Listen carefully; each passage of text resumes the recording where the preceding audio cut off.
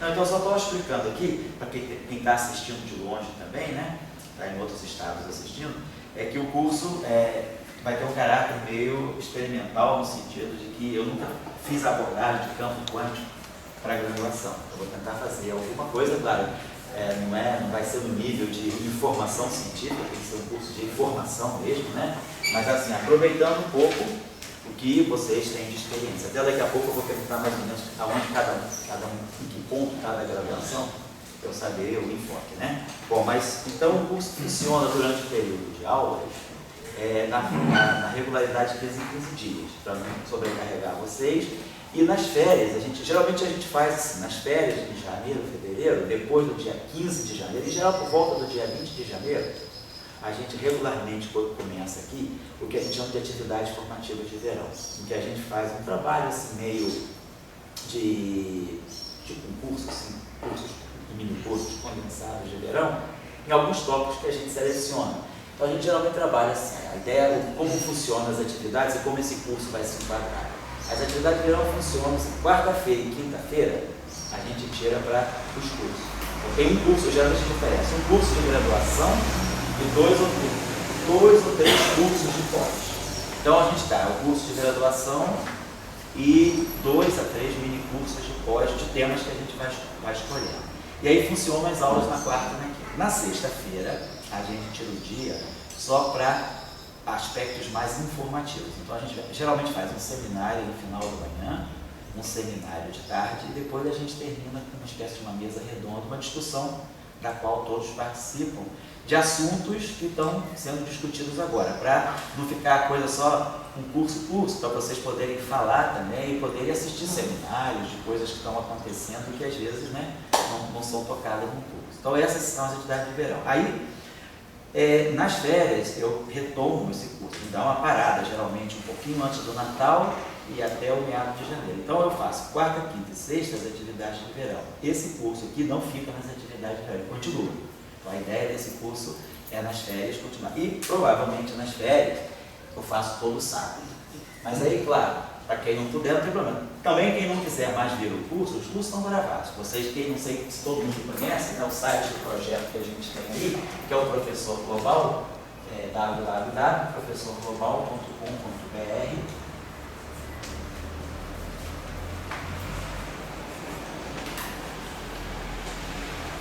E lá no site a gente tem, entre os vários links, né, o link que interessa a esses cursos, aqui onde a gente grava todos esses cursos, é o link que tem Física Pós-Graduação.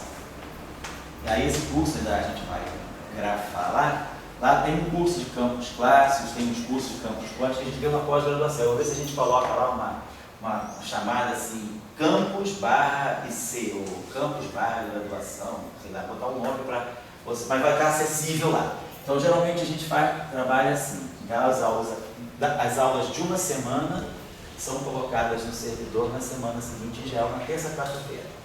O colega de filme, que é o Tchau, para quem não está aqui hoje, ele processa as aulas e tal, então geralmente, quer dizer, não vindo a aula do sábado, a aula do sábado vai estar disponível na terça ou na quarta-feira consecutiva.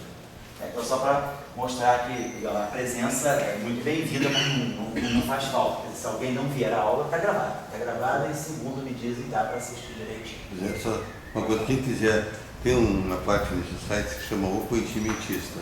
Ah, tem um outro link. Então, quem quiser mandar contribuições. Esse link aqui, essa parte aqui do projeto, do site, é um blog.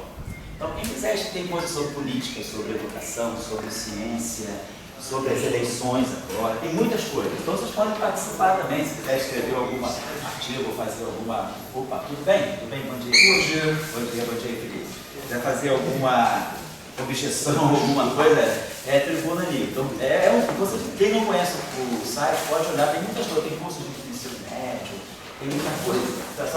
Mas as nossas aulas, elas ficam aqui. Tem as aulas da pós-graduação aqui, tem as aulas dos cursos anteriores também, da iniciação científica. Só um momento, ali no Conhecimentista, às vezes uma pessoa vê um artigo, não precisa ela ter escrito, mas ela gostaria que tivesse no site. Ela manda o artigo, entende?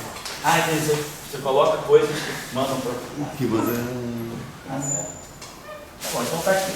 Bom, então funciona assim. Então, se alguém acabar, porque geralmente a frequência cai mesmo, né? Chega a cair exponencialmente, mas cai geometricamente. Então, mas as pessoas que não vêm mais podem depois ficar acessando, né? E tem gente do Brasil todo, a gente recebe e-mail aí, o pessoal que está seguindo em Ceará, Mato Grosso, Santa Maria do Rio Grande do Sul. Então, queria às vezes até um fórum de discussão, que as pessoas que escrevem de lá, às vezes eu coloco em contato com pessoas daqui, para poder fazer discussão. Então, vocês acessando aí, vocês estão inseridos da mesma forma, não é necessária a presença, não. Então tá, é assim que a gente funciona. Então a ideia é que esse curso vá mais ou menos o meu prognóstico, eu coloquei que é dia 28 de março. A gente não vai poder fazer tudo, nem deve também, acho que o curso não deve ser assim, travar a pessoa de tanta coisa, mas é fazer, dar poucas coisas para vocês poderem pensar, dar poucos instrumentos, mas para o cara saber se virar. Outra coisa também é que eu não vou seguir livro nenhum, porque livros ótimos, excelentes, tem na literatura, eu vou dar algumas referências para vocês, mas os livros são muito bons, então o cara pode pegar o livro e seguir. O papel do professor não é reproduzir livro no quadro negro, nem abrir cálculo no quadro negro, porque eu acho que todo mundo inteligente, com um pouco mais ou menos de esforço, sabe fazer isso. Eu acho que perder tempo de aula para abrir cálculo no quadro negro, eu acho que isso aí acaba a aula, acaba virando uma lista de exercício. Acho que o papel do curso é trazer discussão, né? Apresentar caminhos. Eu não entrei, acho que a gente foi muito educado assim, no nosso doutorado. Os professores apresentaram os cursos quando eles tinham uma visão da matéria. Você não vai comprar de um autor uma visão. A visão é tua, se você tem experiência, então a gente vai tentar fazer aqui um material nosso. Tá? Não vou estar copiando de livro nenhum, mas, como eu digo, os livros são muito bons. Então, reproduzir um livro desses tão bons no quadro negro, eu acho que é bobagem, porque vocês são inteligentes, conseguem pegar um livro bom, ler, entender e, no máximo, tirar dúvida com o professor. Um livro bom, ele se presta a um tutorial. Você pode, como na Inglaterra se usa, os livros ingleses são muito bons por isso. Às vezes o estudante estuda sozinho e tem um tutorial uma vez por semana, ele se reúne com o professor para tirar as dúvidas. A gente tal capítulo, tira as dúvidas com o professor. É uma forma. Aqui a gente não trabalha muito assim, a gente trabalha na forma mais de apresentar visão. Então, a gente resolve dar um curso aqui, é porque a gente já tem um formato que a gente acha que possa colocar vocês rapidamente na linha de frente, tá? Cortar caminho, porque às vezes o livro é muito complexo, você vai entender uma coisa do capítulo 10, você vai passar do 1 ao 10. De repente você consegue entender uma coisa do capítulo 10 com alguém que tem um pouquinho mais de experiência, cortando o caminho, com 3 capítulos você chega ao capítulo 10. O livro às vezes te dá aquela sequência, né? Aquela escadinha que tem que ir do 9 ao 10, aí você chega no 10 você já esqueceu o que estava no 5. Então a gente, o papel do curso às vezes é fazer esses atalhos assim, e depois o livro vai complementando. O papel do livro, na minha opinião, tem que ser complementar o curso. Né? Justamente a ideia do professor global é ele completar o professor local. Então às vezes o curso, o bom livro, ele já é um professor. E aí o professor na sala de aula, o papel do professor na sala de aula é fazer o que não está no livro. Porque teoria de campo também tem isso. Quando a gente trabalha em teoria de campo, realmente o que você precisa na hora de trabalhar nunca está no livro. O livro te ensina uma série de coisas, mas os truques, né? Aquelas jogadas, né? Aquela maneira que às vezes você tem que enganar, você tem que enganar a teoria fazendo um certo modo de cálculo, isso você não acha no livro, isso aí é experiência. Então, e aí a gente tenta no curso aqui passar um pouco essa experiência para vocês, essa é um pouco aí. Livros excelentes, livros ótimos, né? Que eu considero magníficos. Eu vou colocar, existem muitos livros bons, eu não vou colocar, eu vou colocar assim, aqueles livros assim, que eu acho que são difíceis, são robustos, são livros bons, mas são livros realmente que te colocam lá no cerne da questão. Na minha opinião, nenhum livro bate esse livro aqui, que está na rede, esse cara que fez esse curso aqui, ele está nos arquivos, ele nunca fez um livro, é o Warren Segal, que é uma pessoa de referência na supersimetria e na supergravidade.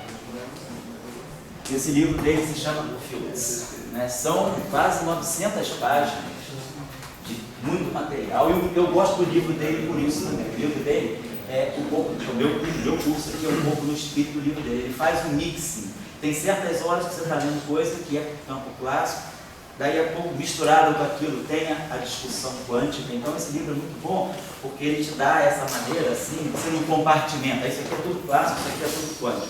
Ele você fica numa geleia que você tem mesmo, você que tem que saber descobrir que hora que você está falando de campo clássico ou quântico. Eu gosto desse livro por isso. Ele é muito, muito completo e é o livro mais próximo que tem de todas as, vamos dizer assim, as sutilezas que a teoria de campos tem na hora que você trabalha. Esse livro aqui realmente é um livro bom para quem trabalha na área. Ele é mais do que um livro de, ele é um livro, além de ser um livro de aprendizado, ele é extremamente pedagógico.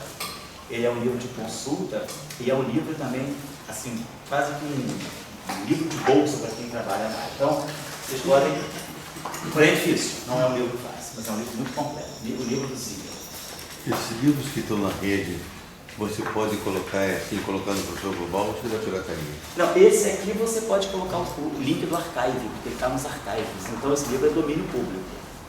Se você não está fazendo assim, você não está fazendo nenhum truque de site russo, de cobrar livro, tá? Isso aqui está no archive, então é cool, você pode fazer o livro por archive. Então, se você, eu vou te dar o link, você pode colocar, ele está nos archives.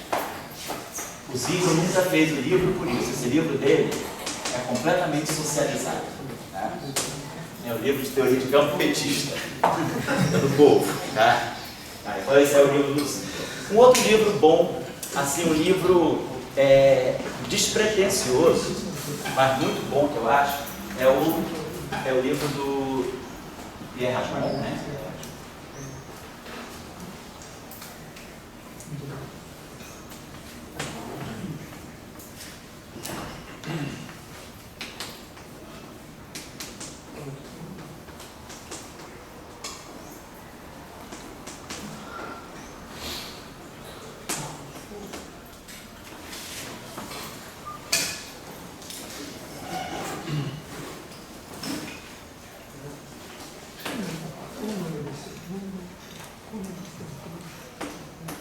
É bom ter uma visão, os capítulos iniciais dele assim, são bem esclarecedores. Só que ele já parte direto de campos relativísticos. Então ele faz uma teoria quântica para campos relativísticos. Depois um outro livro bom também, despretensioso, que é um livro assim, bem estilo inglês, leitura, te dá o essencial, né? Não é um livro tipo enciclopédico, é um livro mais assim, te dá o essencial e você aprende a trabalhar.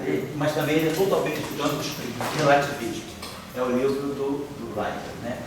Quantum Field Theory.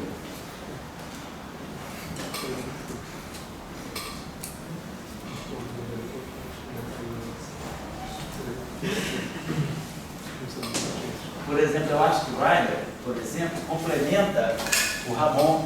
O Writer, lá no final dele, a partir do capítulo 10, ele tem uma parte muito boa de objetos topológicos. Então, ele costuma essas configurações de monopólio magnético, monopólio, vórtices, ínstant. Ele tem um capítulo bastante interessante sobre assim, o setor, como se não topológico, o setor topológico das teorias de campo. É um livro bem interessante também. É bem popular, muitos de vocês já devem até conhecer. Depois tem um livro também, que eu gosto muito, e que é pouquíssimo conhecido, também é um livro de alguém da supergravidade. O pessoal que trabalha em supersimetria e supergravidade, em supersimetria e supergravidade, a gente se encontra diante de muitos assim, desafios em teoria de campo. A teoria de campo ganhou muita coisa a partir do desenvolvimento da supersimetria e da supergravidade. Muitos fatos novos apareceram na teoria de campos a partir do desenvolvimento da supersimetria e da supergravidade. Então, essa nossa tribo da supersimetria e da supergravidade escreveu livros de teoria de campo muito bons, que trazem em discussão assuntos que os livros tradicionais não trazem. Uma pessoa que trabalha só em QCD, ou uma pessoa que trabalha só em eletrodinâmica quântica, QED, tem muitos aspectos de teoria de campo que não aparecem aí. São livros muito bons, mas não aparecem aí. Então, na supergravidade apareceram muitos aspectos, muitos detalhes, assim, pontos novos que a teoria de campo teve que fazer uma reflexão e talvez abordar até novas técnicas. E aí isso aí se encontra nos livros do pessoal dessa tribo, que é, por exemplo, o caso do Ziegler. Depois, esse livro que eu estou falando para vocês é o livro do DeWitt, é um livro também de... Eu não lembro do título direito, se é Quantum Field Theory ou se é Quantum Fields, não me lembro muito bem, mas é por aqui. Mas o autor é o Bernard DeWitt e o William Smith.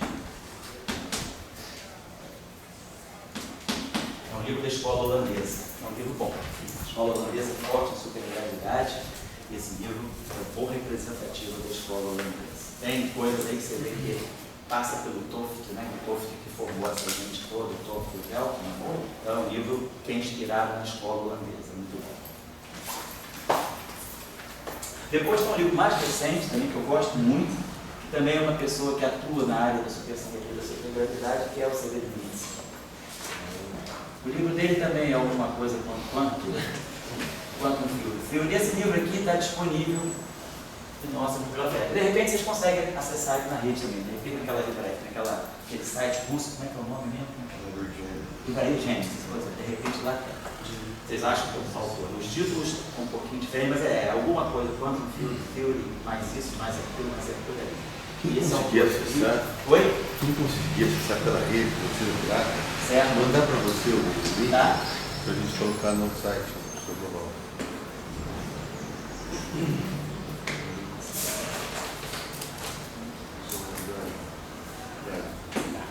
Bom, agora, tem muitos outros livros. Tem livros mais compêndios, mais complexos, como, por exemplo, o livro do Dixon Zuber, da década de 80, é um livro bom, bem representativo da escola francesa. Mas é aquele livro mais assim, enciclopédia. É um livro bom para consulta, mas é difícil você aprender alguma coisa, aprender realmente ali. Ele é um livro, assim, eu acho o livro meio arrogante, é bom, mas é um livro arrogante e completo. Mas é um livro assim que é pedante. E esses livros aqui eu gosto porque eles não são pedantes. São livros que falam as coisas dentro de uma linguagem altamente precisa, mas simples, né? É um pouco o estilo da escola inglesa, a escola limpa, diraquiana, né?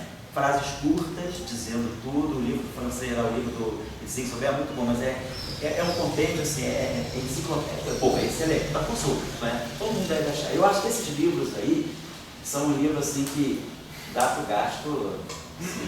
Dá para você fazer tudo, teoria de campo, tudo que tem hoje, dá para chegar até a teoria de corte. Tem um livro do Iper também, que é um livro, sim, um ícone, mas eu particularmente não gosto. Acho que o livro do Iper também corre de risco do pedantismo. Ele passa muito tempo trabalhando. É um livro bom para consulta, é bom você ter ele e consultar, mas se você falar, eu vou estudar o livro do Iper todo, seu projeto vai levar uma vida. Então, eu também não acho que seja um livro prático. E hoje os tempos são curtos, né? O cara tem entrado no estado do doutorado, tem que aprender coisas para trabalhar. Então esses livros assim são muito bons. O livro do Iper é muito bom, mas é aquele livro para você ler a vida toda. Você vai sempre estar aprendendo alguma coisa mesmo. Não é aquele livro que te... Tá, de repente você já se encontra, estou pronto para trabalhar. Ele custa te preparar para o trabalho. Mas é um livro muito formativo, um livro de uma pessoa que trabalhou a vida inteira em teoria quântica de campo. Por exemplo, eu acho que o livro do Iper, como ele não é especialista em cosmologia e relatividade geral, o livro dele de cosmologia e relatividade geral, na minha opinião, é melhor que o livro dele de teoria de campo. Porque o livro dele de relatividade geral e cosmologia foi um livro que ele escreveu quando ele realmente quis aprender o assunto. Então ele coloca no livro aquilo que você, em um tempo curto, precisa saber para poder trabalhar. Já o livro dele de teoria quântica de campos é praticamente assim, a obra da vida dele. Aquele livro que ele deve ter muitos cursos que ele deu ao longo da vida dele toda, ele integrou tudo isso e fez um super livro, que é ótimo, mas assim, não é prático para quem quer aprender e trabalhar logo, né? Tentando colocar as coisas desse modo. Bom, então, outros livros existem, de repente eu nem conheço, vocês podem até conhecer. Aqui a gente tem um esquema assim bem de compartilhar. Se vocês acham alguma coisa, ou passa um e-mail para mim, porque vocês têm um grupo lá, né, que eu chamei de Strawberry Field Group. Então tá lá o grupinho. Passa o e-mail para todo mundo, socializa tudo. Não precisa passar para mim, para eu ter que distribuir. Socializa lá. A lista de e-mail está lá. Só mandar para todo mundo, tá? Para vocês também dialogarem entre vocês, né? Fazer a coisa assim. Aí se vocês acharam algum livro interessante, mas assim, eu, basicamente assim, o pessoal gosta de trabalhar comigo, né? Assim, o livro que eu aconselho para quem quer trabalhar as coisas que a gente trabalha é o Fields, o livro do DeWitt. E esse livro aqui. Esses são muito bons. Esse livro aqui, por exemplo, é ótimo. Se eu tivesse um cursinho preparatório para concurso de professor universitário, esse livro tem caráter quase que de apostila de curso. Quem quer fazer um concurso de teoria de campo na universidade, pega esse livro aqui. Estudando ele no semestre, você consegue fazer tudo aquilo que cai geralmente no escrito, né, na dissertação, tema dissertativo. Ele é bom por isso. Cada capítulo dele é meio dissertativo. Então é um livro assim. Mas ele não mostra os problemas. Eu acho que a crítica que eu tenho ao Ryder é que a vida para ele parece tão simples. Nunca está certo. E quando você trabalha, nada está certo. Né? Entendeu? Eu gosto do Fields por isso, porque ele te coloca em crise a cada momento. O livro do Ryder, ele te dá uma visão muito cor-de-rosa da teoria de campo. Mas é bom, mas você não vê os problemas. Você passa em cima do buraco sem saber que você quase caiu. Aí, essa é a minha crítica a esse livro. Esse livro também ele mostra o problema. Eu gosto esse também. Eu gosto desse livro. O pessoal da supersimetria e da supergravidade, não que é a nossa tribo, mas é porque o pessoal que encontrou mais desafios na teoria quântica de campos. Então, esses desafios estão presentes no livro. Então, você encontra esses problemas, né, nos livros. E aí, isso é um aprendizado muito bom. Qual que você falou que era pedante? É o último ali? Não, eu não dei. O pedante é que eu não dei. É o de Sixonsberg. Já sei que você gosta de coisas pedantes. Não. Ele viu que tocou dele, né? Tocou fundo dele, né? Porque ele perguntou, ele não curiosidade, nada. né? Curiosidade é. Não esconde o jogo. Aquele é matemático, né? Então ele está aqui para rir da gente. Oh. Das nossas absurdos aí no quadro negro, infinito igual a 1, coisas assim. Então está aqui, Sixonsberg. É um livro bom, eu não estou fazendo aquilo bem, não estou acordado de novo, não tenho a posição de chegar e ficar criticando esse seu meu colégio. Eu estou apenas abrindo o caminho aos olhos de vocês, que nem tudo que a gente encontra, assim, a gente fica, cara, já passei por isso na minha vida quando eu era mais novo, assim, vamos pegar esse livro, vamos estudar esse livro todo. Isso é um projeto que pode ser perigoso. Porque você começa a estudar o livro todo, aí você nunca consegue, acaba pelo meio frustrado, e às vezes você começa a achar que aquele troço é muito complicado, e não é. Então eu acho que esse livro ele complica a vida. Então se você pegar esse livro sozinho, vamos dizer que você vai trabalhar lá em Tocantins e resolve fazer um grupo de estudos de teoria de campo, pega um simples, vai frustrar todo mundo. Se vocês pegarem o Fields, não vai frustrar, mas vai assustar. Mas se vocês pegarem, por exemplo, o DeWitt Smith, vocês vão sair para o alto, vocês vão sair para cima do dia. Vou saber os nomes de vocês aí, para a gente não ficar perdido. Você é o? Pedro. Deixa eu ver aqui. Pedro da Silveira Pereira, do UFRJ. Você? Bruno Guimarães, também da UFRJ. Você? Você é o Felipe, estou lembrado de você. Felipe Amor, está certo. Você não gosta do livro do Edison para principiantes? O livro do Edison eu gosto, mas eu acho que ele é muito focado para partículas, olha. Aí eu vou colocar agora. Muitas vezes o livro de teoria de campos ele está muito direcionado para a física de partículas. É uma visão, mas o cara vai fazer física de partículas, ele pode já aprender teoria de campos. Eu gosto do Edison, mas eu acho que ele não está assim, ele não é, vamos dizer assim, ele é tendencioso. Ele te leva para a teoria de campos, mais ligado à física de partículas. Esses livros aqui são mais descolados.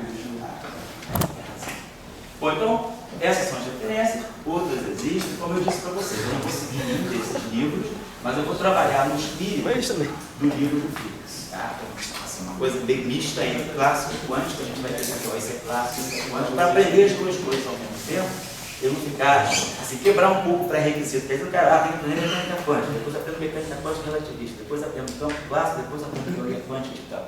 Parece que a teoria quântica de campos é o final de uma longa cadeia. Não é, ela pode estar colocada no início. Tá? Você pode começar a fazer teoria de campo na graduação, desde que a gente acerte as coisas que a gente vai estudar. Né? Tudo tem seu momento. Depois o mesmo assunto ele pode ser visto mais à frente de uma maneira mais aprofundada. Então essas são as referências assim, que eu acho recomendáveis. Bom, muito bem. E aí, a teoria de campos, né, ela começou quando, por quê, e como que ela se desenvolveu. É importante a gente ter isso claro também, né? Bom, o primeiro trabalho que a gente pode dizer assim, inaugurou a era da teoria quântica de campos foi o trabalho de 1927 do Dirac. Então, Dirac fez o paper dele, que é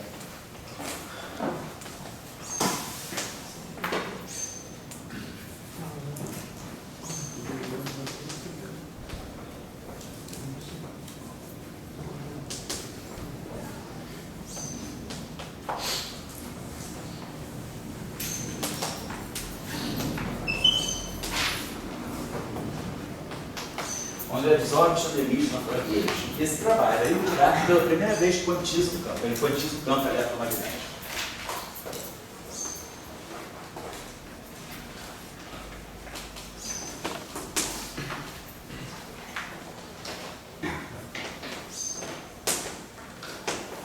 Lembrando que nesse momento, né, nesse momento da física, em 1927, o que se conhecia era o elétron, era o próton e o fóton. Né? O fóton era recente, até porque o trabalho do Compton, né, que realmente se confirma, né, a existência de uma partícula, vamos dizer assim, de luz, que é o fóton, é de 1924. Né? O próton foi descoberto por Rutherford em 19 e o elétron já vinha lá no final do século, 1897. Então, o Dirac tinha esses três objetos. Né? Já se sabia, o Atlas conhecia, o Dirac já tinha feito o primeiro trabalho de mecânica quântica, em 1926, The Theory of Transformations, né? Foi quando ele mais ou menos ligou tudo para fazer um trabalho, um tratado já de mecânica quântica. E aí, com a discussão do átomo de Bohr, e depois com a teoria quântica, a mecânica quântica para tratar o átomo de hidrogênio, a questão era como estudar a emissão quantizada e a absorção quantizada de radiação por parte dos átomos. E aí, Dirac viu que o primeiro campo a ser... Nos livros, vocês veem a discussão pedagógica, a apresentação no livro é uma apresentação que não é a realidade. Você começa com o campo escalar, aí depois vai para o campo exponencial. Aí depois vai para o campo de Maxwell, que é o campo vetorial. Depois, eventualmente, se chega em Yang-Mills para poder fazer a quantização dos campos. Historicamente, não foi assim que aconteceu. O primeiro campo a ser quantizado foi o campo eletromagnético. Depois, com a equação de Dirac, em 1928, a equação da mecânica quântica, logo em seguida se quantiza o campo de Dirac. Porém, o campo mais tardio de ser quantizado, e que deu muitos problemas, deu um quebra-pau violento entre a escola de Roma, né, entre Fermi e Majorana e Pauli Weisskopf na Alemanha, foi a quantização do campo escalar. Que parece ser o mais simples, mas foi o que mais deu problema, porque tinha uma questão uma questão fundamental ligada à quantização do campo escalar. Então, aparentemente, às vezes a gente pensa que o campo escalar é o mais simples porque não tem índice.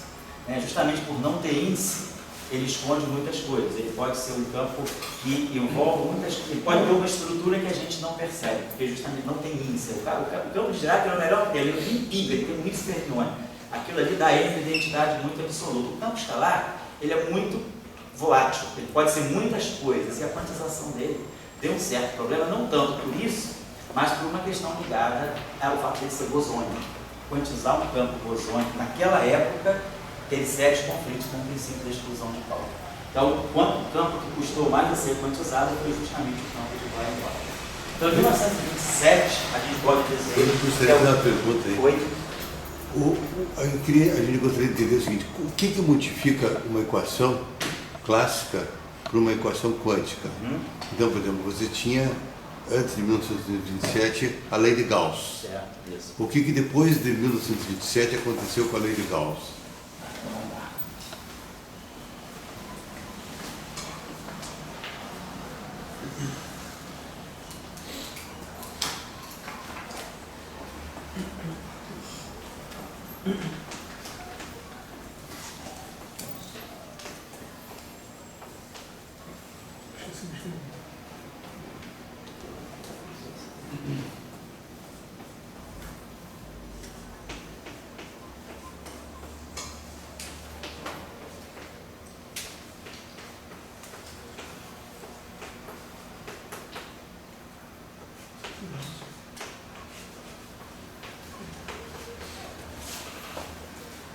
Tá, deixa eu falar.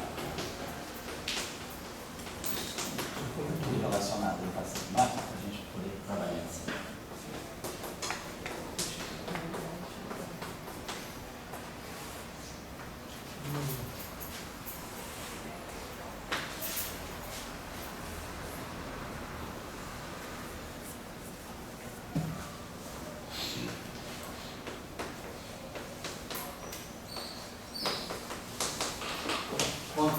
Então, vamos aproveitar a pergunta do Dória, bem em cima da discussão.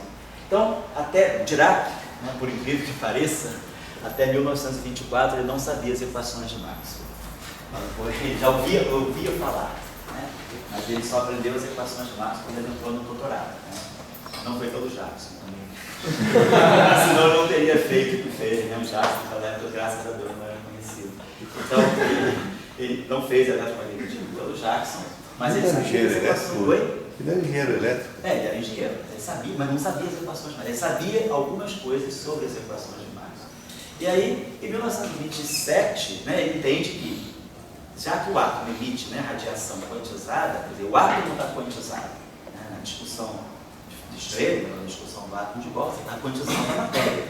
A matéria até aquele momento é quantizada, você faz uma mecânica quântica para o elétron no campo do núcleo. Mas a radiação não é quantizada, o campo eletromagnético até esse momento é clássico, são as equações de Maxwell. Então, isso é uma questão que a gente vai trabalhar aqui no curso o tempo todo. Esses campos são clássicos, são determinados pelas suas equações. Então, dadas as distribuições de cargas, dadas as correntes, dadas as condições de contorno, né, que definem um sistema que no qual eu estou focando a minha atenção, eu resolvo as equações de Maxwell. E aí, a questão que nós nos colocamos é, e se isso aqui virar uma coisa quântica? Esse campo aqui é um campo clássico, determinado pelas equações de movimento. O que significa esse campo deixar de ser um campo clássico e passar a ser um campo quântico? É a mesma discussão da mecânica clássica, né? Quando a gente escreve lá as equações as equações de Newton, né? F igual a P do T, a gente está dizendo, eu tenho essas minhas coordenadas de momento aqui, se no momento aqui, por exemplo, a derivada do Lagrangiano em relação às coordenadas de velocidade generalizada, né? Colocar em relação a x ponto. Então, a gente tem uma prescrição aqui, a gente sabe que as coordenadas que descreve a partícula são as coordenadas de posição, as velocidades associadas, né? E eventualmente algum grau de liberdade interna dessa partícula clandestina, não vamos dizer, são as coordenadas, né? Então essas coordenadas são clássicas, elas vão ser determinadas por equações diferenciais de segunda ordem, sujeitas a condições iniciais. Quando nós vamos para a mecânica quântica, a gente destitui, né, essas coordenadas do caráter determinístico, né, de serem resolvidas por uma equação de campo, e já esses objetos aqui passam a ser operadores que satisfazem relações de comutação não triviais, né, entre as coordenadas e as coordenadas canônicas de momento associadas. Então a gente quantizou a coordenada, quantizou a partícula, os graus de liberdade da partícula estão quantizados. Aqui, as coordenadas, quem são as coordenadas do campo eletromagnético? Quando eu tenho uma distribuição de carga e corrente, eu tenho uma radiação eletromagnética se propagando, quem são as coordenadas do problema? Claro que não são Tx. Tx são as coordenadas do espaço-tempo. Quem vai definir como é que a minha onda está se propagando, qual é a fotografia da onda a cada instante, são os potenciais, são o φ e o A. Eles são muito mais fundamentais do que os próprios campos. As equações de Maxwell, elas são escritas nos campos, mas a física está aqui, está nesses objetos aqui, dos potenciais. Apesar de a gente dizer que os potenciais não são físicos, porque são sujeitos a uma simetria de calibre, eles são ambíguos, mas eles são físicos no sentido de que a física está com eles, né? Se vocês, por exemplo, quem já estudou mecânica clássica, né, já fez a formulação lagrangiana da mecânica, sabe que quando a gente escreve o hamiltoniano de uma partícula carregada num campo eletromagnético externo, para obter, por exemplo, a força de Coulomb, né? Quando a gente chega lá, a expressão da força de Coulomb, tira lá pelo princípio lagrangiano, pela formulação hamiltoniana, a gente chega na força de Coulomb, a gente coloca uma partícula num campo eletromagnético externo, e o hamiltoniano dessa partícula, o campo eletromagnético, ele aparece através dos potenciais. Quem aparece aqui não são os campos, são os potenciais. Então a formulação hamiltoniana ou a formulação lagrangiana da mecânica, ela já aponta para os potenciais. Na mecânica quântica, quando a gente escreve a equação de Schrödinger, ninguém escreve com campo, a gente escreve com o potencial.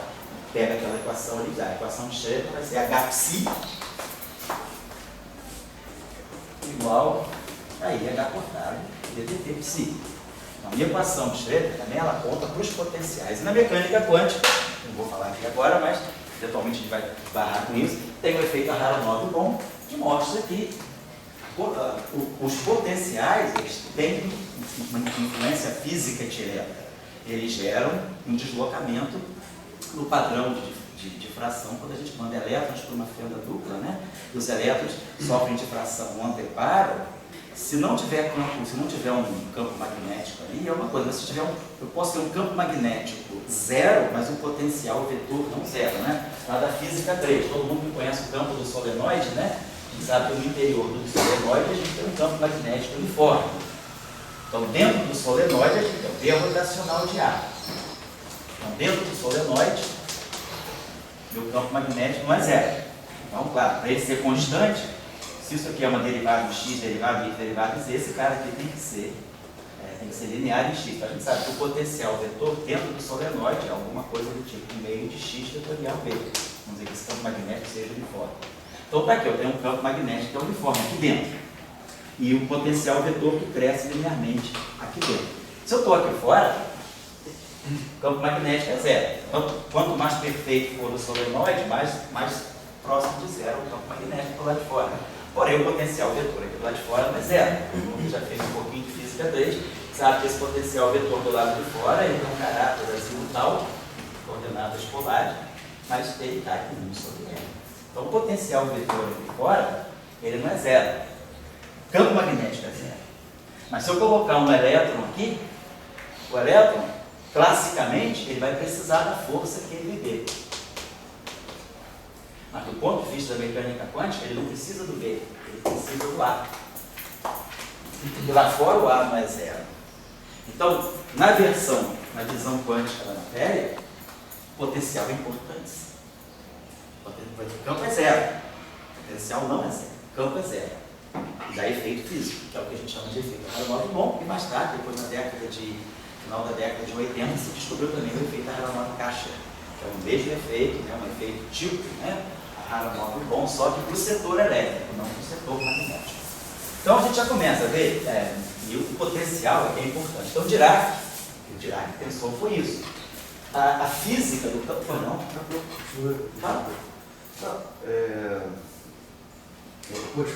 Não, mas é para isso. Tá, o que eu entendi é que, bom, com a equação de Schrödinger, todo mundo aqui não tem ideia, você quer quantizar um sistema que você chama de sistema clássico, você está tentando quantizar ele, né? Quantizar ele é achar É quantizar uma os nova graus de distribuição liberdade. dele. Procurar as coordenadas que descrevem o sistema. Sim. Você tem um sistema. O sistema é caracterizado por quais graus de liberdade. Você sabe os graus de liberdade. Aí você vai atribuir coordenadas canônicas aos graus de liberdade. E você vai quantizar essas coordenadas canônicas. É isso que você faz. Aí você, quer dizer, você está querendo explicar certos fenômenos que aparecem, que você Isso. acha esquisitos, que contam, né? Isso. Mas aí, então o programa para a equação de Schrödinger é me dar um sistema, procura o Hamiltoniano dele, Me dá um sistema de partículas. QIP, Dá um sistema de partículas, exatamente, em termos de QIP, Uhum. e aí eu te dou uma fórmula de quantização, que é botar um chapéu, né? Aí tem essa discussão, o que significa isso. Nesse caso, você vai meio que fazer a mesma coisa, tipo, me dá um campo clássico, Isso. de alguma maneira escreve um Hamiltoniano louco para ele, Isso. e... Nós vamos começar a fazer isso hoje. É, Esse é o modo do nosso curso. A minha questão é a seguinte, você começou com as equações de Maxwell, você sabe, porque você vê isso, no dia a dia, tem a equação bonitinha de essa classe. Agora, você falou, tem um campo escalar, tem um campo vetorial, então tipo, existe equações tipo Maxwell Claro. para o elétron, mas por que a gente não vê as equações na vida, entendeu? Porque os cursos são ruins. A equação de Maxwell, ela é apenas a ponta de alguma coisa. Você não precisa partir da a equação de Maxwell, ela não deve ser o paradigma. Você, na verdade, se você sabe apenas relatividade especial, você deduz as equações de Maxwell. Se você sabe apenas a relatividade especial, você deduz, vamos dizer que você não saiba a relatividade especial. Se você pegar as 3 primeiras aulas do nosso curso de equação de Dirac no semestre passado, você vai ver, eu não sei relatividade especial, mas eu sei o que é o elétron. Vamos dizer, você está numa situação que você observou o elétron, e você já sabe que o elétron tem spin. Então você vai fazer uma descrição. Eu quero descrever uma física para o elétron se propagando com spin alinhado com a direção de movimento. E eu vou fazer uma física se o elétron está se propagando com spin anti-alinhado com a direção de movimento. Daí você tira a equação de Dirac. E daí você tira a relatividade especial, você tira a própria métrica do espaço de Minkowski. As partículas, elas apenas revelam a existência de uma relatividade subjacente a todos os fenômenos ligados, por exemplo, a alguma coisa que se propaga com a velocidade c. Mas você não precisa saber ainda as transformações de Lorentz, você pode deduzir.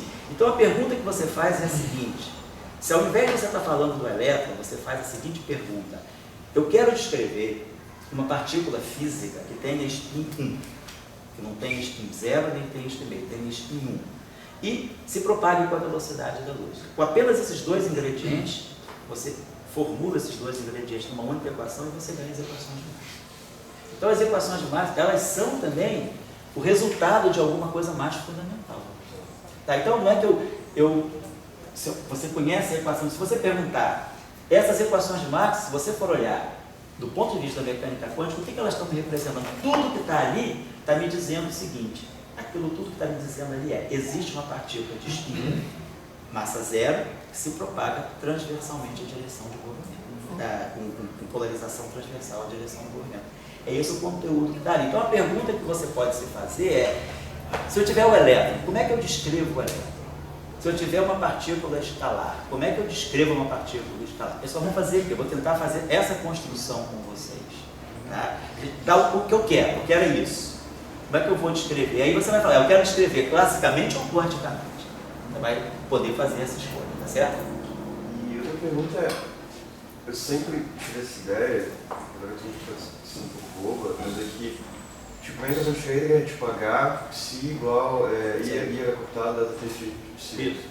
Mas eu me acho, que é uma equação clássica, uma equação não relativista, porque vocês não falaram isso. Isso, não relativista. Isso. Só que você está falando que, no final do dia, você vai meio que pegar, pelo que eu entendi dos livros que eu li, Não entendi, não, fala, cara. você vai pegar essa equação de Schrödinger, só que, entendeu? Tipo, eu sempre imaginei que se a coisa fosse relativista, meio que não podia valer nada parecido com a equação de Schrödinger, mas na prática eu vi que os caras pegam uma equação de Schrödinger para certas coordenadas apropriadas e meio que postulam isso. Tá, vamos trabalhar isso aí, tá certo. Então, as tuas perguntas, não, eu estou deixando você fazer justamente, são inquietações tuas, mas elas vão ser respondidas aqui.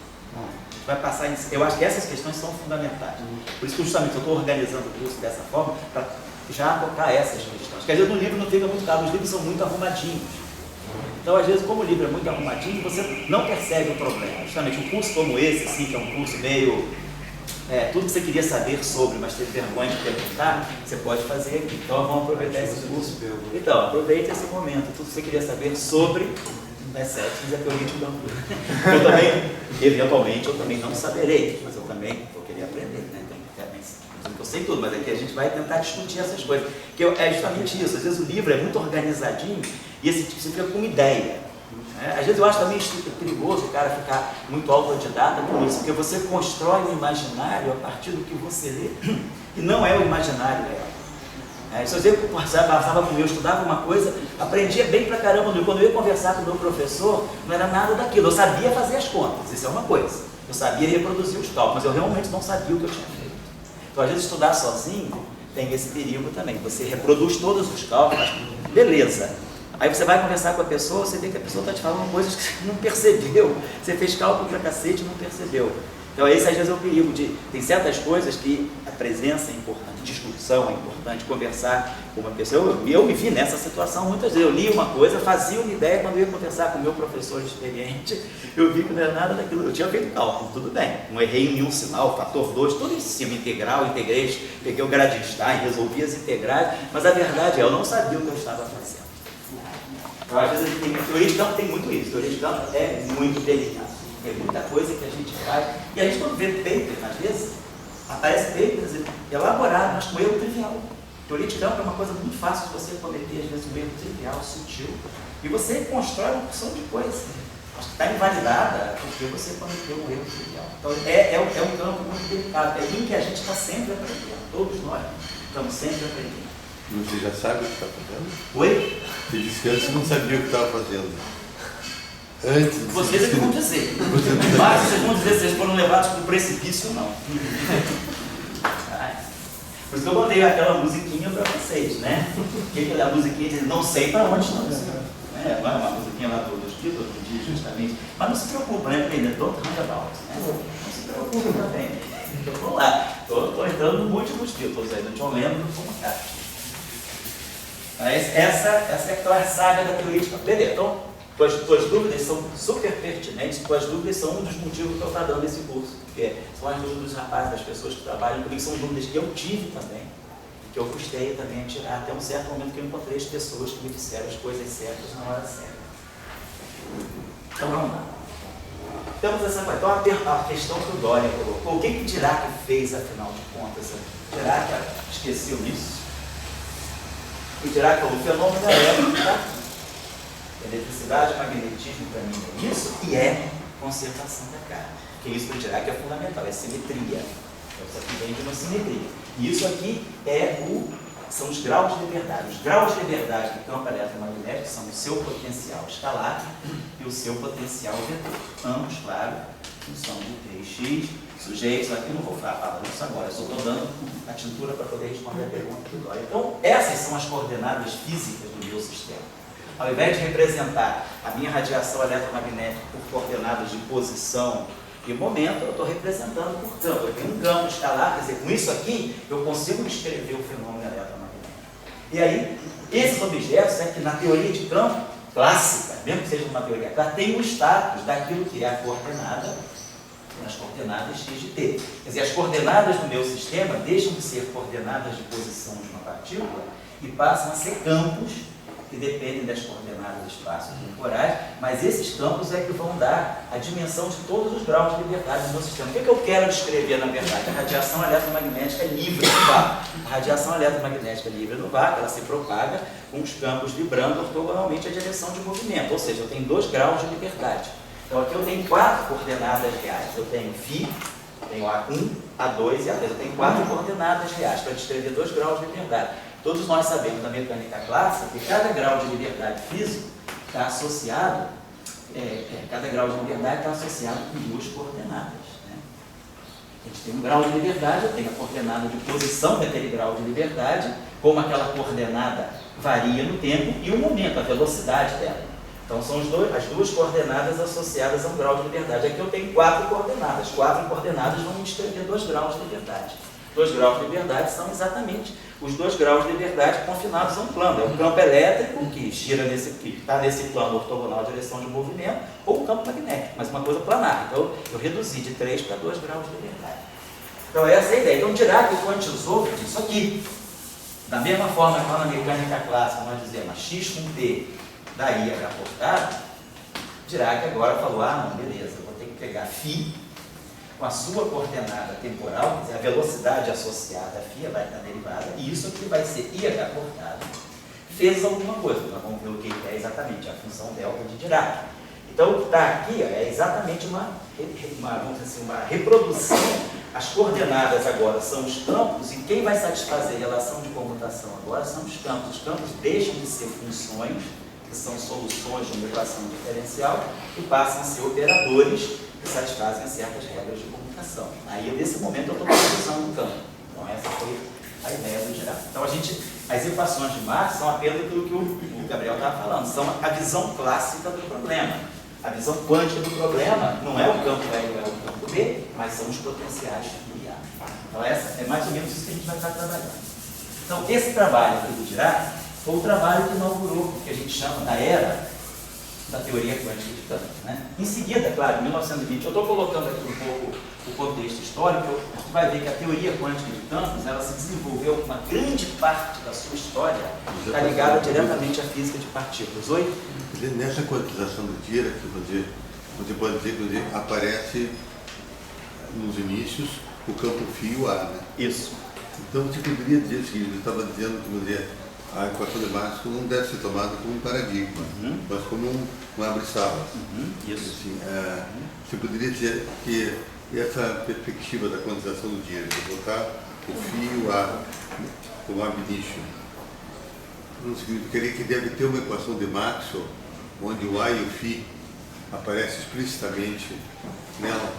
Pode ser. E de fato aparece. Na indicação do Dirac. E de fato aparece. As equações de Maxwell, a gente tem que entender o seguinte, a gente tem que. Elas são muito, vamos dizer, praticamente o sinônimo de eletromagnetismo. Quando o cara fala de eletromagnetismo, a pessoa tem na cabeça a equação de Maxwell. Essa é uma visão, isso é 1/32 da realidade. Porque na verdade existem 32, hoje nós temos 32 ou 34 versões possíveis de eletromagnetismos que a física produziu. A física não é só as equações de Maxwell. As equações de Maxwell são uma visão restrita da realidade. As equações de Maxwell, elas são implicitamente feitas para portadores de carga que tem spin meio, que é o elétron. Quando quando Maxwell faz, todo mundo fez as experiências que fez, quem carregava a carga para eles era o elétron, que tem spin meio. Se eles morassem num planeta onde a matéria não é feita de spin meio, mas é feita de spin 1, eles iam escrever as mesmas equações de Maxwell, só que de forma diferente, e não equivalente. Então, a qualidade do portador de carga é muito decisiva para a formulação das equações de Maxwell. Essas equações de Maxwell que nós recebemos, está implícito no histórico que Rho e J são cargas eletrônicas. Se são cargas eletrônicas, são cargas que têm spin meio. Isso já coloca o spin meio, quando o spin meio produz eletromagnetismo, ele já produz do modo dele. O spin 1 e o spin 0 não produzem eletromagnetismo da mesma forma. O eletromagnetismo é universal, mas a forma das equações de Maxwell varia. O Luiz aí está aí, né? Estudou isso bastante na tese de mestrado dele. Depois, se você quiser, a gente socializa a tua tese aqui, pessoal. Né? Mas para a gente ver um pouco o que o Doria está falando. Então, se a gente faz um eletromagnetismo baseado em objetos bosônicos, se o meu portador de carga tem spin 0, não tem spin meio, os potenciais que o Doria está falando vão aparecer explicitamente na equação de Maxwell. A equação de Maxwell não vai ser divergência de E igual a coisa. Então, se esse Rho que está do lado direito, vamos colocar, se eu tiver isso aqui, então divergência de E mais, vamos colocar aqui alguma coisa, vamos colocar assim, alguma coisa desconhecida, F vezes φ, igual a Rho sobre epsilon zero. Se esse Rho aqui for uma densidade de cargas de natureza bosônica, o que aparece aqui. Se esse Rho for uma densidade de cargas de natureza fermiônica, a gente ganha essa equação de Maxwell. Então, está implícito nas equações de Maxwell que porque o histórico dela foi todo feito em cima, a fenomenologia dela foi toda feita em cima do elétron, que é a nossa matéria. Mas se a gente tiver numa galáxia de energia escura, de matéria escura, onde não tem elétron, por exemplo, a pergunta é, o eletromagnetismo lá é o mesmo, constante de estrutura fina é a mesma, mas as equações de Maxwell não são as mesmas. Então, o que o Doria está falando é que o fato do φ e do A realmente serem importantes, eles são importantes a esse ponto. Nas equações de Maxwell, para outro tipo de spin, eles aparecem. Eles não aparecem nas equações de Maxwell tradicionais, porque o spin, nós vamos entender isso aqui no curso, o spin meio, ele bloqueia o aparecimento dos potenciais nas equações de Maxwell. Então a gente fica muito com essa visão clássica demais das equações de Maxwell, que quem é físico são os campos. Não, a física está nos potenciais. E a gente tem que aprender uma coisa, que ser físico não significa ser necessariamente mensurável diretamente. Uma grandeza física, ela tem consequências mensuráveis. Você pode não medir ela, mas você vai medir as consequências dela, senão os quartos não seriam objetos físicos. Eles são confinados, ninguém pega o quarto, mas a gente pega o meso, mas a gente pega o próprio. E se não tivesse quarto, não tinha meso e próprio. Então o quarto inexiste porque ele é um objeto não físico, porque ele é um objeto confinado. Então a gente tem que começar a afinar o discurso da gente, com essas coisas que folcloricamente vão dizer, as equações de Maxwell, quem é físico é o E e o B, porque aparece na força de Coulomb, na força de Lorentz, né? Isso é físico, enquanto a tua física for newtoniana. Então, se você não superou 1925, isso é verdade. Mas a partir de 1925, já não é um discurso, né, que a pós-modernidade não aceitaria. Está claro? Está certo para onde a gente está caminhando? Só para mudar uma coisa Strawberfields, realmente. O Dirac, aqui na época, ele se colocou diante do aspecto apenas indireto do fio A, assim. Sim. Isso para o Dirac era tranquilo. Para ele, nessa viagem, não tinha nenhum problema. Está pouco desconectado. Para ele, física para ele era algo que você imagina, não é algo que você mede. Né? Então, para ele, isso não é complicado. Ele vou quebrar esse paradigma, né, de E e B. Era um problema.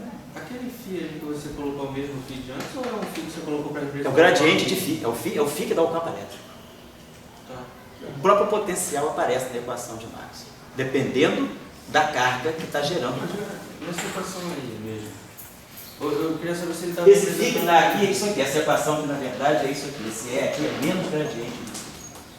Então, se você quiser escrever essa equação como uma equação de segunda ordem, isso é menos Laplaciano mais F atuando em φ igual a Rho sobre epsilon zero.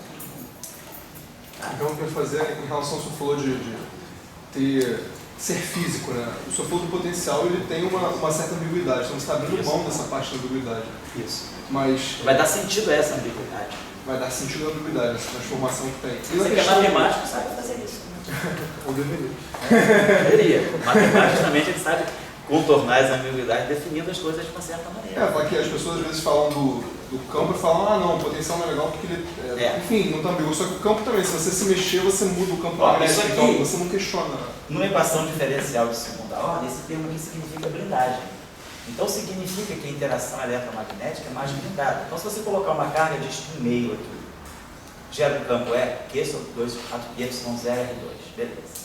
Agora se você colocar aqui uma carga que tem um spin 0, Q não é 4πy0 sobre R2, o campo não é Q sobre 4πy0 R2, cai mais rápido. Tem um fator de blindagem, então o spin ele influencia na equação de Marx. A questão histórica é que as equações de Marx, na nossa matéria, quer dizer, está tudo certo, todo o progresso que foi feito em cima do spin meio, porque a nossa civilização é a civilização do elétron, não é a civilização de uma partícula de spin 0 nem de spin. A matéria do modelo padrão é matéria fermiônica, quarks elétricos, né? Mas se a matéria fosse matéria bosônica, as equações de Marx seriam diferentes. O fenômeno eletromagnético é o mesmo, a qualidade da interação eletromagnética é a mesma, mas o fenômeno, a revelação desse fenômeno, a força de longo alcance, a força atrativa e repulsiva, isso aí pode mudar. Não vamos estender muito mais, porque isso a gente vai estar falando ao longo do curso. Ou vocês já querem ficar chocados hoje, então não voltar mais? Não volta mais, já sabe que não é por aí, né? Fala aí o que é. Eu vou fazer um comentário que nessa discussão da carga ser fermiônica ou bosônica, se for bosônica aparecer o potencial explicitamente. Eu acho que na teoria de London, né, da condutividade, ele aparece explicitamente e o que está por trás são os pares de Cooper, né? Exatamente, que são escalares. São escalares e carregados. Uma carga, duas cargas eletrônicas. Perfeita a tua ilustração. O fato de você, na supercondutividade, já ver o potencial e ter o efeito Meissner, que é a blindagem, por quê? Porque você agora está escrevendo as equações de Marx para portadores de carga que não são mais cargas individuais, mas são pares condensados. São pares de elétrons que se correlacionam para fazer o material deixar de ser condutor e passar a ser supercondutor. Então você tem uma física agora para objetos de spin 0 e carga 2. Então você tem eletromagnetismo e você tem efeito Meissner, que é a blindagem eletromagnética, é exatamente isso. Vamos lá. Então, em 1928, Dirac vai e escreve finalmente as equações, ele faz vamos dizer assim, a equação quântica, né? Vamos dizer assim, uma mecânica quântica, vamos colocar assim, uma mecânica quântica relativística para o elétron. Então ainda não quantizou o campo do elétron, ele está dando o elétron um tratamento de mecânico elétron, é uma partícula quântica, só que agora sujeita às leis da relatividade especial. Então ele muda a descrição, né? Sai da equação de Schrödinger. Porque, por exemplo, alguém estava perguntando, né? Que a equação de Schrödinger é isso aqui. Quem é a energia livre de uma partícula na mecânica newtoniana? É igual a P2 sobre 2M. Então isso é Newton. Na mecânica quântica, pelo princípio da correspondência, a energia fica representada por esse operador, IH cortado DDT. E o momento, na mecânica quântica, ele é menos I, H cortado, gradiente. Então isso aqui é P escalar P, então é menos I, H cortado, é menos I, H cortado ao quadrado, P escalar P sobre 2M. Então, na mecânica quântica, pelo princípio da correspondência, as grandezas físicas, né, ficam operadores diferenciais, então eles têm que atuar em alguma coisa. Então eu tenho IH cortado, DDT atuando em alguma função, vai ser igual a menos H cortado ao quadrado sobre 2M, laplaciano de uma certa função.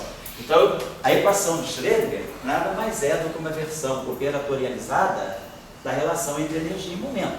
Mas quando você vai para a relatividade especial, a energia deixa de ser P2 sobre 2M. A energia passa a ser raiz quadrada, né, de P2C2 mais M2C4. Mais ou menos. Dirac era corajoso. Ele fala, uma partícula livre pode ter energia negativa? Ele falou, pode. A gente para aqui. A energia positiva, a partícula está livre. Ele falou, não, vamos levar esse sinal até as últimas consequências. Ele levou. Foi por isso que ele descobriu o pósitron. Se ele não tivesse tido essa coragem, ele não teria descoberto o pósitron. Previsto, aliás, descoberto, previsto. Então, na mecânica quântica relativista, Dirac implementou essa relação, não aquela. E aí a gente fez um curso aí de equação de Dirac, né? A gente entendeu por que é isso. Então, na mecânica, então, a esse momento, então, o que nós temos aqui? O que nós temos aí nesse contexto nós temos uma mecânica quântica não relativística para a partícula, temos agora um campo quantizado, que é o campo de fóton, e temos uma partícula agora relativística quantizada. Temos uma partícula relativística quantizada, que é o elétron. Então aqui é um passo além do Schrödinger, né? Schrödinger é mecânica quântica não relativista, aqui é a mecânica quântica relativista, mas sempre o elétron tratado quanticamente. Na mecânica quântica de Dirac aqui, quando ele introduz a interação do elétron com o campo eletromagnético, quando ele estuda o átomo de hidrogênio agora, no cenário da mecânica quântica relativista, o campo eletromagnético não é quantizado. Então, aqui ele quantiza o elétron, mas não quantiza o campo eletromagnético. Nessa versão aqui, o campo eletromagnético é externo, é um campo fixo. Você coloca o elétron dentro de um solenoide, ou você coloca o elétron entre duas placas condutoras, ou você coloca o elétron num campo qualquer, bota uma radiação eletromagnética em cima do elétron. Então o elétron é quantizado, mas a radiação é externa. Você não está quantizando ela, é uma radiação robusta, ela não é uma flutuação, ela é uma radiação mesmo. Então você dá ela um caráter clássico. Aqui a situação é diferente, aqui ele quantizou realmente o campo eletromagnético. Muito bem, então Dirac chegou aqui. Em 1931, ele faz, vai mais à frente, ele vê que o campo eletromagnético tem singularidades, até porque ele já tinha quantizado o campo eletromagnético e vê que um objeto quantizado tem mais singularidades do que um objeto clássico, porque o objeto quantizado se torna um operador, então ele tem regiões de singularidade, regiões de singularidade, de infinitos muito mais fortes. Então, em 31, ele faz aquele paper em que ele quantiza, ele chega a uma compreensão de por que a carga eletromagnética é quantizada, quantização da carga. Ele resolve um problema que atordoava ele, que era por que o próton tem a mesma carga que o elétron, por que o próton tem mais massa e teria uma carga diferente. Poderia ser mais carregado, porque ele tem mais massa. Naquela época você acreditava que a carga fosse um reflexo, quanto mais carga um objeto tivesse, mais massivo ele era.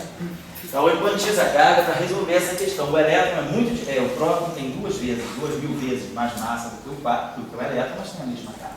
Ele prevê os monopolos magnéticos também. E ele prevê a antimatéria. Ele prevê o pósitron e prevê o antipróton.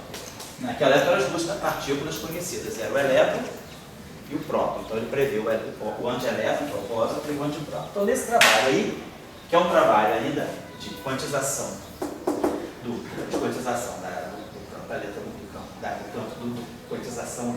do elétron como partícula, não como campo, a situação está sob controle. Então em 32 aparece o pósitron. O pósitron é detectado. E aí o campo de Dirac ganha um input, ele ganha um valor. Então, se aparecer o pósitron, a teoria, a mecânica quântica de Dirac está correta, vamos pensar, Dirac compreendeu melhor como transformar a mecânica quântica do elétron, como passar da função de onda relativista, vamos dizer assim, isso aqui é a função de onda relativística do elétron. Dirac consegue sair dessa função de onda e escrever aqui um campo associado ao elétron. O que significa agora ele colocar um campo associado ao elétron? Vamos pensar desde a visão clássica que a gente tem. Quando a gente está em física 1, essa física mais básica, a gente representa as partículas interagem. A gente está sempre querendo estudar em física interação e evolução. Então, a gente está sempre vendo interação. Interação para nós, na física, é uma força. Um objeto interage com o outro quando há uma força, Tem um campo de força, ou uma força de contato, uma força de... Mas a gente representa a interação por força. Quando a gente evolui um pouquinho mais, a gente desconstrói um pouco a noção de força e a gente passa para o potencial. A gente já passa a representar a interação por algum tipo de potencial, que é uma função escalar. Então, na equação de Schrödinger, por exemplo, nós não colocamos em nenhum momento a força, a gente coloca o potencial. Na própria mecânica, na própria mecânica analítica, a gente não coloca força dentro do lagrangiano, a gente coloca o potencial. Então, o potencial ganha o status de estar representando a interação. Então você faz muita coisa com isso. Toda visão na mecânica quântica é que a partícula que é quantizada, ela está num potencial. Esse potencial está representando uma interação dela. A visão de campo, ela é diferente, é mais sutil ainda. Imagine que o elétron está aqui. Então a gente se pergunta, qual é o parâmetro que eu uso para fazer uma descrição quântico-clássica do elétron? Né? Se o elétron, eu tenho um elétron, um campo eletromagnético, aí eu coloco a questão para você. Você vai fazer uma prova de doutorado para Princeton. Aí o cara fala assim, resolva o problema de um elétron no campo eletromagnético externo. Aí você fala, bom, se eu só sei física básica, para mim o elétron no campo eletromagnético externo é que é mais que evidente. Eu vou me virar com isso. Aí você fala, não, se eu estou fazendo física básica, eu já conheço mecânica quântica, então para mim o problema do elétron no campo eletromagnético externo é P menos QA ao quadrado sobre 2L mais Qφ, Psi igual a IH cortado e DDT Psi. Vou dar uma descrição, será que o problema é quântico ou é clássico? Aí o cara fala, nossa, eu quero impressionar mais o pessoal, vou jogar todo o meu problema para QED. Então eu vou quantizar também o campo eletromagnético, dou logo um banho nesse mundo. Vou lá. E aí o cara fala, não, mas eu sei mais do que você ainda, eu sei teoria de cordas. Então vamos resolver o problema do elétron no campo eletromagnético externo, supondo que o elétron é um objeto estendido, que está em 10 dimensões, que o campo eletromagnético também está numa corda, né, numa corda aberta. Aonde que eu estou problema? Como é que eu vou resolver esse problema? Se o elétron é clássico, se o elétron é quântico, se o elétron é campo, se o elétron é corda, se o elétron é uma vibração de uma corda. Está tudo objeto importante aqui para nós é o comprimento de onda de cômputo. Toda partícula de massa m, ela tem um comprimento de onda de cômputo, que é h cortado, constante fundamental, velocidade da luz e essa massa da partícula. Então isso aqui me diz o quanto, né, eu estou próximo do cerne da partícula. Se eu estou a distâncias razoavelmente grandes do comprimento de onda de cômputo, se eu quero um campo eletromagnético com uma frequência de alguns, né, invisível, até mesmo no ultravioleta, eu estou fora. O meu comprimento de onda é muito maior do que esse raio ali. Agora, se eu começo a trabalhar lá na região do raio gama, se eu já estou com 10 a 22, 10 a 23 Hz de frequência, essa relação, vocês podem colocar assim, isso aqui é H cortado C sobre NC2. O NC2 do elétron é 0,5 MeV. 0,5 MeV é a energia de uma onda eletromagnética, é um HI por uma frequência na faixa de 10 a 22 Hz. Que é o quê? É raio gama, já superei o raio-x. Então, se eu estou trabalhando, se o meu campo eletromagnético ele vibra, por exemplo, numa frequência de raio gama, eu já estou na faixa de massa, eu já estou começando a penetrar no comprimento de onda do elétron. O elétron, vamos dizer, tem um comprimento de onda de cômputo que blinda ele. Se eu estou trabalhando nessa região, eu estou muito fora, eu não estou vendo o elétron como uma partícula quântica, eu estou vendo o elétron como uma carga clássica. Mas se eu começo agora a penetrar aqui, se a minha física me traz para cá, eu já começo a entrar no comprimento de onda de cômputo do elétron. Então eu já começo a ver o elétron quântico, o elétron me deixa de ser clássico. Então, quer dizer, o parâmetro que a gente tem é saber o meu problema, ele é clássico, é quântico, vai depender da situação. Quem é o campo externo, quanta energia eu estou dando ao meu sistema. Se eu der muita energia, eu consigo ver coisas que eu não veria, que eu não veria se eu desse pouca energia ao meu sistema. Então, a gente vou saber, então, aonde é que o campo vai ser importante? Então, quando eu começo a penetrar nessas distâncias aqui, eu já começo a ter, se eu estou com uma energia na faixa de 2 MeV, eu já começo a pegar bastante energia, né? Imagina um LHC da vida que você tem PEVs, né? Você está dando tanta energia ao teu sistema que você está aqui praticamente no coração da partícula. Então você já começa, você tem tanta energia que você já começa até a criar pares de partícula dentro de partícula. A relatividade deixa, né? Na relatividade especial, a gente consegue pegar pares de partícula, eu consigo pegar fótons, né? Não decaimento, eu posso pegar fótons, né? Fótons interagindo com o meu sistema, eu posso produzir elétrons. Fóton sozinho não, mas o fóton interagindo com alguma coisa, ele pode produzir elétrons e fótons abundantemente. Então eu modifiquei o meu sistema. Então eu estou fora do elétron, eu já não estou imaginando o meu elétron, estou vendo muitos elétrons e muitos fótons. Então é aí que entra o campo. O campo você tem que desmaterializar a partícula. Então essa visão de você dar um tratamento de campo é quando você já superou até o limite, o linear da mecânica quântica. Porque a mecânica quântica, ela não mexe na partícula. Tudo que a gente faz em mecânica quântica é uma partícula num potencial, ou duas partículas num potencial, mas o número de partículas é fixo e determinado. Eu estou fazendo física para essa partícula. Se de repente eu estou fazendo a física dessa partícula e começam a aparecer muitas outras partículas no jogo, eu perdi a descrição quântica. Minha descrição quântica ficou agora completamente mista. Então, é nessa hora que eu passo para a fase do campo. Então, se eu estou trabalhando em energias que são superiores à massa de repouso da partícula considerada, isso significa que eu estou lá dentro do comprimento de onda de Compton da partícula. Então, eu já começo a não mais ver a partícula como uma partícula. Eu estou vendo a partícula desmaterializada, porque basicamente o papel do comprimento de onda de Compton quer dizer que a função de onda da partícula é sempre muito centrada em cima da partícula. O comprimento de onda de Compton é a região do espaço na qual a partícula, vamos dizer assim, mais ou menos se difunde, né? Porque eu tenho o princípio da incerteza, não posso dizer, ela está aqui. Ela está nessa faixa. Então, o comprimento de onda de Compton é aquela incerteza que eu tenho na localização da partícula. Se eu começo a entrar aqui, eu já não estou vendo a partícula, eu estou vendo a partícula difundida. Então, ou seja, eu já estou vendo a partícula sob a forma de alguma coisa que se espalha pelo espaço. Isso é um campo. O que é um campo? É alguma coisa que está no espaço-tempo e que tem uma lei de propagação.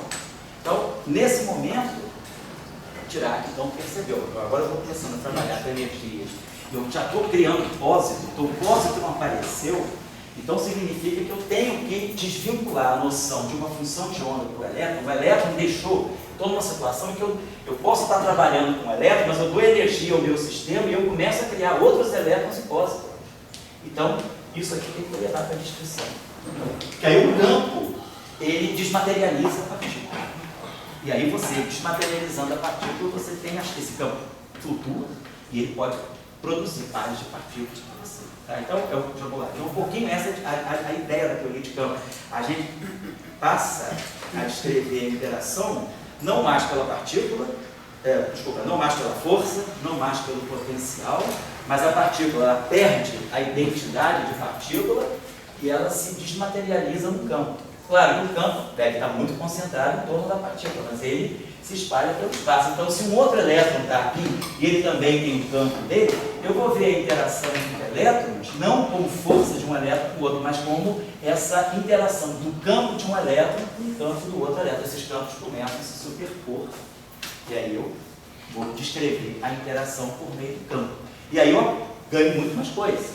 Eu vejo muito mais coisas que eu não vejo na mecânica clássica. Que a partícula, para a mecânica clássica, o elétron é uma bolinha, multiforme, mas é. Para a mecânica quântica também. Para a teoria de campo, não. O elétron, ele se estende, ele passa a ser um objeto estendido. Então, eu desmaterializo a partícula, que é justamente aquela descrição da dualidade partícula-corpuscular, da dualidade partícula-radiação. Então, eu esqueço o elétron como partícula e dou ao elétron um tratamento de uma onda, de um campo que se espalha pelo espaço. E aí eu vou fazer a física do elétron, não pelo elétron como partícula, que é o que a mecânica quântica prescreve, ou a mecânica clássica. Eu vou fazer a física do elétron pelo campo que está associado ali. Esse campo que se espalha a partícula. Está claro o conceito? É isso que é uma teoria de campo. Agora, claro, o que é esse campo? Como quantizar esse campo? Como fazer esse campo interagir? Como calcular processos físicos a partir desse campo? É o que a teoria de campo vai nos ensinando, os métodos que a teoria de campo vai nos ensinando. Mas aí a gente desconstruiu a noção de interação, dissociou, melhor dizendo, né? A noção de interação da noção de força. Interação para a gente agora é campo. São campos que estão interagindo. A gente desconstrói a partícula passa a ser representada por um campo. E nós vamos ver aqui no curso que associado a um campo, realmente sai essa descrição de partícula. Também não são palavras que a gente está dizendo. Esse é o projeto que a gente tem em mente. A gente quer implementar essa ideia. E como se implementa essa ideia? Então, nós vamos ver que, ao colocar o campo, ao se tirar a função de Green do campo, a gente vai aprender uma técnica para tirar a função de Green. A função de Green é aquilo que vai me dizer por que o campo tem associado a si uma representação de partícula. Agora, pode haver campo que não tem partícula. Na nossa visão da física atual, a toda partícula deve corresponder um campo. Mas eu posso ter exemplos de campos aos quais não corresponde ter uma partícula. Eu posso ter um campo que é só campo, ele é só uma distribuição de energia, mas ele, em um momento ele tem uma interpretação em termos de partícula. Mas os campos que a gente está acostumado a trabalhar, campos de Weinberg, campo de Dirac, campo de Maxwell, campo de Young-Mills, campo do Gravitino, campo do Harriet Schwinger, campo de Fitzpatrick, Graviton, todos esses campos são campos associados a partículas elementares, fundamentais. Mas eu posso ter campo que não tem nenhuma interpretação de partículas, isso é possível também. Agora, toda partícula, ela deve ser representada por um campo. Na visão da teoria de campo, se eu tenho uma partícula, por mais estranha que ela seja, eu tenho que representá-la por um campo. E nós temos exemplos de sistemas que ainda até hoje estão sem ser resolvidos. Se eu pegar para uma partícula de spin 3, uma partícula elementar, não composta, uma partícula elementar de spin 3, eu posso criar um campo para descrever aquela partícula? Posso. E eu posso fazer uma teoria de campos consistente para descrever aquela partícula? Não consigo. Então, uma partícula de spin 3, a gente só consegue dar uma descrição para ela num cenário de corda. Quando o spin começa a ficar muito alto, a gente já não consegue mais ter uma descrição de campo que é consistente. Parece que necessariamente eu preciso ir para alguma coisa mais estendida, que é o caso das cordas. Tá certo? Então, é essa discussão que eu acho que isso é a base física para vocês compreenderem tudo que a gente faz. Porque o resto, conta, todo mundo sabe fazer. Quem não sabe fazer integral?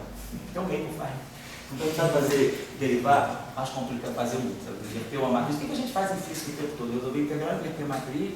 De vez em quando a gente faz um raciocínio topológico muito pobre, um pouco de geometria diferencial, mas basicamente o que você precisa, cara, é resolver integral e todo mundo sabe fazer. Agora a pergunta é, por que eu estou fazendo essa integral? O que me levou a fazer essa integral e o que ela significa? O que eu acho que vocês têm que entender é por que tanto. Por quê? O que eu ganho e o que eu perco. Vamos fazer. Por que a matéria condensada hoje está tão evoluída? Hoje a matéria condensada entrou na onda da física de partícula. A gente prevê partícula, que a gente nem encontrou ainda, a matéria condensada também está prevendo materiais que ainda não foram encontrados.